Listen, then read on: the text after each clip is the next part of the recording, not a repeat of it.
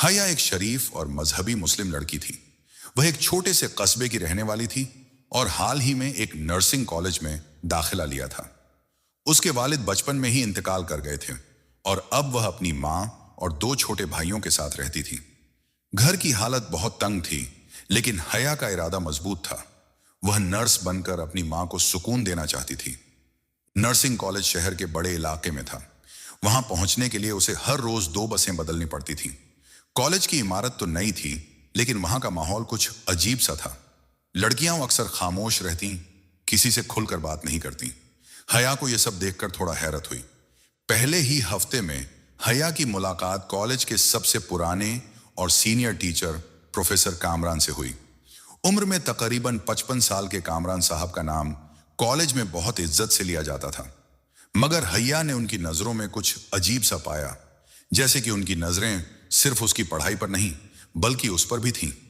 एक दिन कामरान साहब ने हया को अकेले में बुलाया। कहा, तुम्हारी पढ़ाई में तो बहुत हुनर है। अगर तुम चाहो तो मैं तुम्हारी खास मदद कर सकता हूं।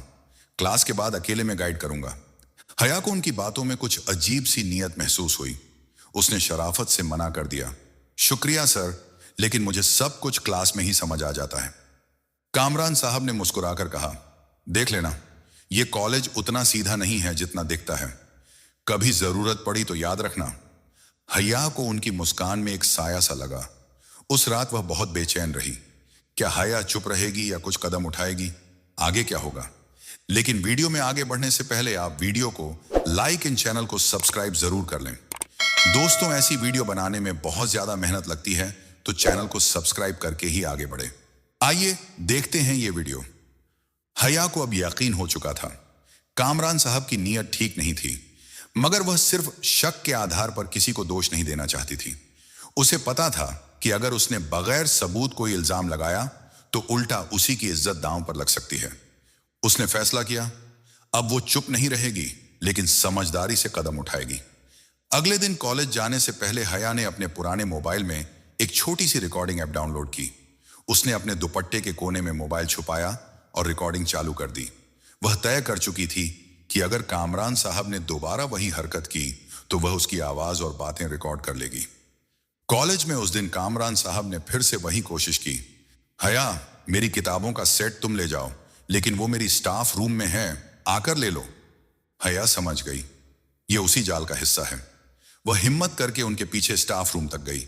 उसका दिल जोर जोर से धड़क रहा था, लेकिन वह डर को चेहरे पर हावी नहीं होने देना चाहती थी।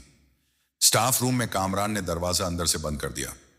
तुम बहुत खूबसूरत हो हया, उसकी आवाज धीमी लेकिन गंदी थी।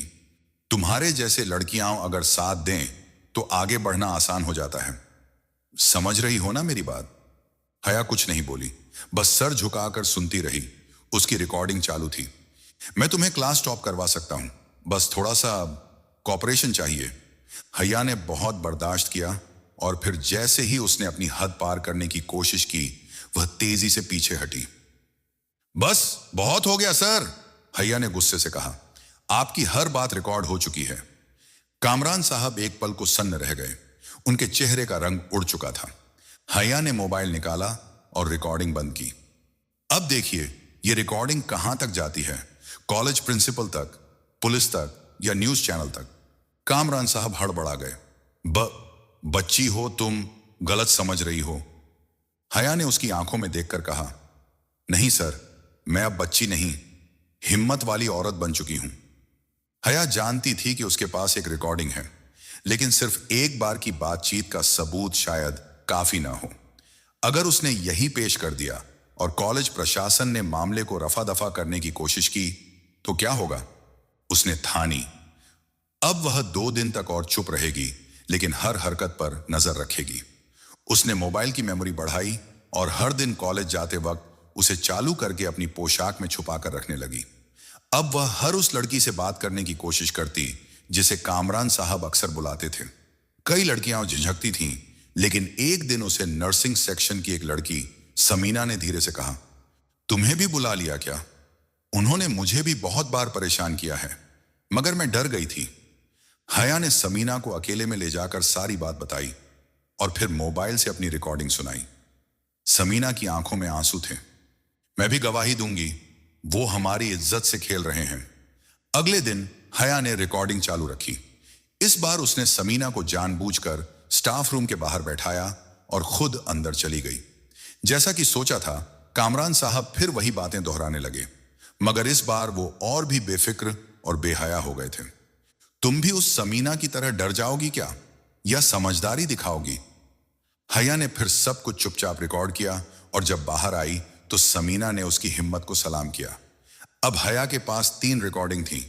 पहली उसकी खुद की बातचीत, दूसरी समीना की जुबानी गवाही, तीसरी कामरान की दोबारा वही हरकतें।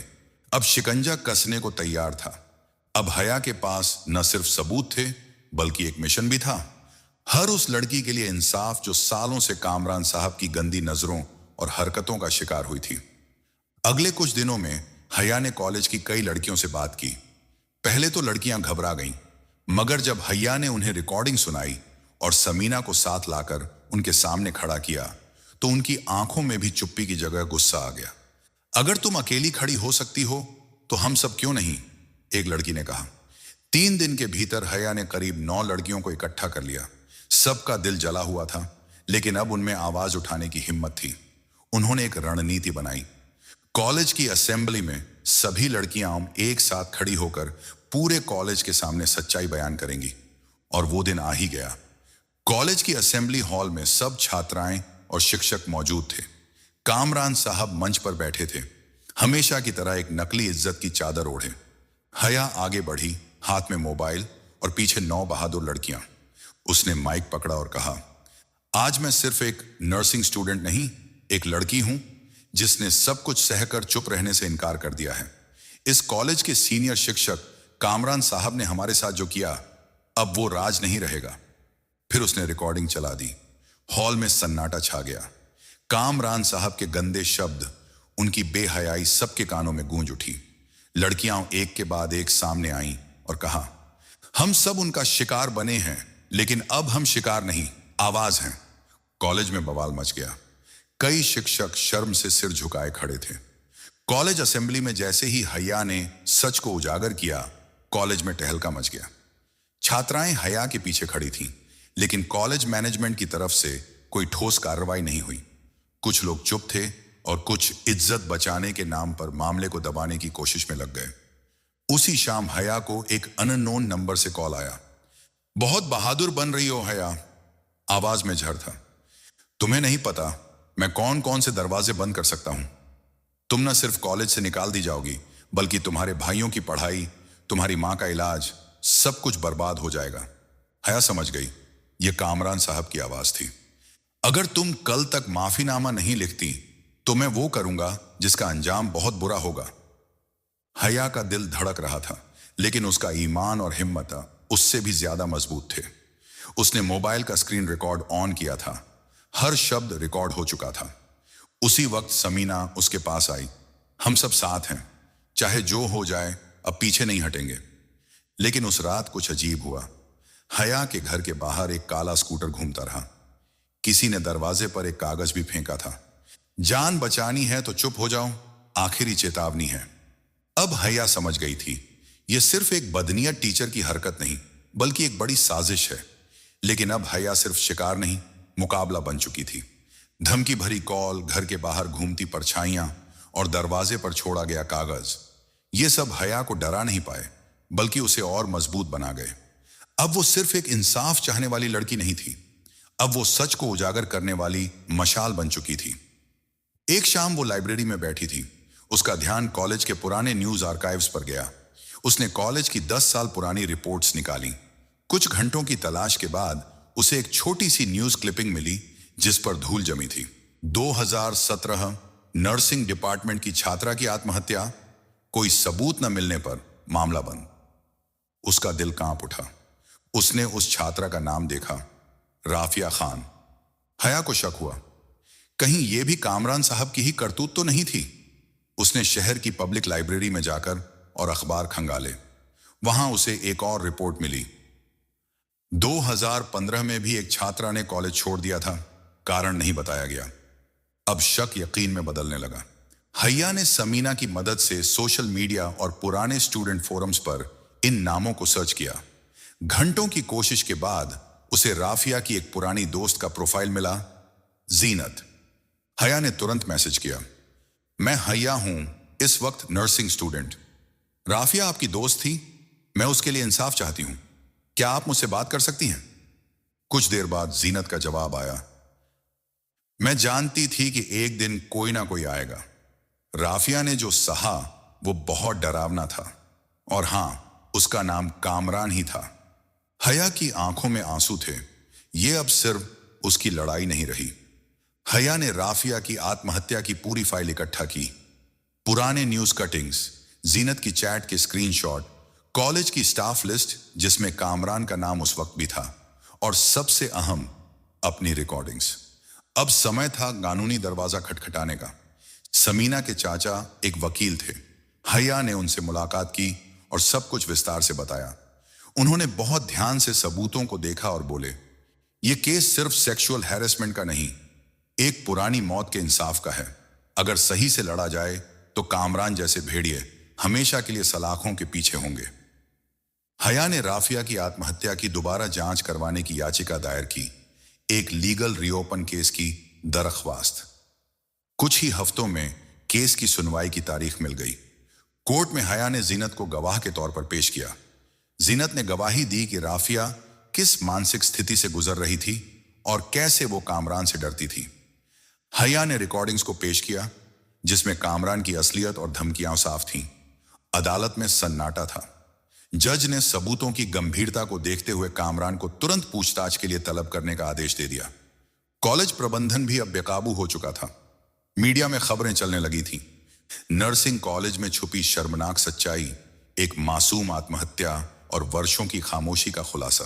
कोर्ट में जब कामरान को पेश किया गया, वो हमेशा की तरह सफेद कुर्ते और झूठी मासूमियत में लिपटा हुआ आया। वकील ने हैया के सबूतों को घटिया साजिश बताने की कोशिश की। फिर उसने जो कहा वो सुनकर कोर्ट में मौजूद हर इंसान का सिर शर्म से झुक गया। मिलॉर्ड, ये लड़की मुझसे बदला लेना चाहती है क्योंकि मैंने उसकी अनुशासनहीनता पर उसे क्लास से निकाला था, और ये जो बाकी लड़कियां हैं ये सब इसकी उकसाई हुई हैं। और हां, हैया के बारे में कॉलेज में पहले से ही कई बातें होती रही हैं। रात दिन मोबाइल पर बात करना, लड़कों से मेल जोल। हैया का दिल टूटा नहीं, चीख उठा। वो जानती थी ये चाल अक्सर वही लोग चलते हैं जो सच्चाई से डरते हैं। उसकी आंखों में आंसू थे, मगर वो खड़ी रही, माइक पकड़कर बोली, आप मेरे चरित्र पर सवाल उठा सकते हैं लेकिन मेरे जख्मों पर नहीं। मेरी रिकॉर्डिंग्स, गवाह, पुराना केस, ये सब सबूत क्या हैं? अगर मैं झूठी हूं तो सच्चाई क्या है? कोर्ट में सन्नाटा छा गया, लेकिन बाहर मीडिया में कामरान का झूठा पक्ष तेजी से फैल रहा था। हैया बदचलन है, पब्लिसिटी पाने के लिए ड्रामा कर रही है, जैसे जुमले सोशल मीडिया पर फैलाए जा रहे थे। हैया को गालियां, ट्रोलिंग और धमकियां मिलने लगी। मगर इसी दौरान एक चौंकाने वाली बात सामने आई। कॉलेज के पुराने एक रिटायर्ड गार्ड ने मीडिया में बयान दिया, मैंने 2017 में राफिया को रोते हुए स्टाफ रूम से भागते देखा था। उस दिन वो बहुत डरी हुई थी। मैं जानता हूं कुछ गलत हुआ था। झूठे आरोपों, चरित्र पर उंगलियां, सोशल मीडिया पर गालियां और धमकियां। हैया टूट नहीं रही थी, बल्कि अब और अधिक मजबूत हो रही थी। उसने तय किया, अब पर्दे के पीछे से नहीं, सीधे कैमरों के सामने बोलेगी। समीना और बाकी लड़कियों की मदद से उसने शहर के एक छोटे प्रेस क्लब में प्रेस कॉन्फ्रेंस रखी। पहले कोई चैनल गंभीर नहीं ले रहा था, लेकिन जैसे ही लोगों को पता चला कि ये वही हैया है जिसकी वजह से कॉलेज का गंदा सच बाहर आया, कमरे में कैमरों की लाइन लग गई। हैया ने माइक उठाया। उसकी आवाज थरथरा रही थी, पर डर से नहीं, गुस्से और हौसले से। मैं हैया हूं, एक नर्सिंग छात्रा। मुझ पर झूठे इल्जाम लगाए गए, मेरे चरित्र को कुचला गया, लेकिन मैं आज सिर्फ अपने लिए नहीं बोल रही, मैं राफिया के लिए बोल रही हूं, जिसकी मौत को सबने भुला दिया। मैं उन तमाम लड़कियों के लिए बोल रही हूं जो डरी सहमी चुप होकर जिंदा लाश बनती रही हैं। कामरान साहब जैसे लोग सिर्फ इंसान नहीं, वो चुप चीख हैं जो समाज ने दबा दी। हैया ने मीडिया के सामने सारे सबूत रखे, रिकॉर्डिंग्स, गवाहों की स्टेटमेंट्स, पुराने केस की फाइलें। कमरे में सन्नाटा था और फिर तालियां बजने लगी। ये प्रेस कॉन्फ्रेंस वायरल हो गई। हया दीदी ट्रेंड करने लगी। देश भर की लड़कियां उसे सपोर्ट करने लगी। कुछ और पूर्व छात्राएं भी सामने आने लगी और सबका निशाना था कामरान। कामरान की मुश्किलें बढ़ती जा रही थीं। प्रेस कॉन्फ्रेंस के बाद लोग उस पर नजर रख रहे थे। कोर्ट की सुनवाई भी तेज हो रही थी। लेकिन ऐसे समय में कामरान को बड़ा सहारा मिला। एक सियासी नेता ने उसकी मदद का वादा किया। एक दिन कामरान के वकील के पास एक फोन आया। कॉल करने वाले ने धमकी भरे लहजे में कहा, हमारे बड़े नेताजी कामरान साहब के पीछे हैं। यह केस यूं ही खत्म नहीं होगा। समझदार बनो और इस लड़ाई को खत्म करो। कामरान ने अब और भी हिम्मत जुटाई। उसने मीडिया को झूठे बयान देना शुरू कर दिया। हया पर आरोप लगाना जारी रखा कि वह अपना प्रचार कर रही है, कोर्ट में झूठ बोल रही है। लेकिन हया ने हार नहीं मानी। उसने सच्चाई के साथ खड़े होने के लिए और ज्यादा लोगों को जोड़ा। पुराने छात्र, कॉलेज की कुछ ईमानदार टीचर और मीडिया। साथ ही हया ने कोर्ट में सियासी दबाव की बात उठाई। उसके वकील ने जज से गुहार लगाई कि इस केस में सुरक्षा और निष्पक्षता सुनिश्चित की जाए। सियासी नेता की कोशिशें तेज हो गईं। धमकियां, दमन और झूठे केसों की बारिश शुरू हो गई। लेकिन हया की हिम्मत बढ़ती गई। वह समझ चुकी थी ये लड़ाई अब सिर्फ कामरान की नहीं, बल्कि उन तमाम लड़कियों की है जो सियासत और ताकत के खेल में फंसी हैं। हया ने महसूस किया कि लड़ाई केवल अदालत की गुमनाम दीवारों के भीतर नहीं लड़ी जा सकती। इसे जनमानस के बीच, सड़कों पर और कॉलेज के हर कोने में उठाना होगा। उसने समीना, जैनत और कई अन्य लड़कियों के साथ मिलकर कॉलेज के मैदान में एक बड़ी रैली का आयोजन किया। पोस्टर बने, सोशल मीडिया पर इवेंट फैला और खबर शहर के हर कोने तक पहुंची। नर्सिंग कॉलेज में सच्चाई के लिए हया की रैली। रैली के दिन हया ने मंच से आवाज उठाई। हमारी चुप्पी ने उन्हें ताकत दी। अब हमारी आवाज उनकी कमजोरी बनेगी।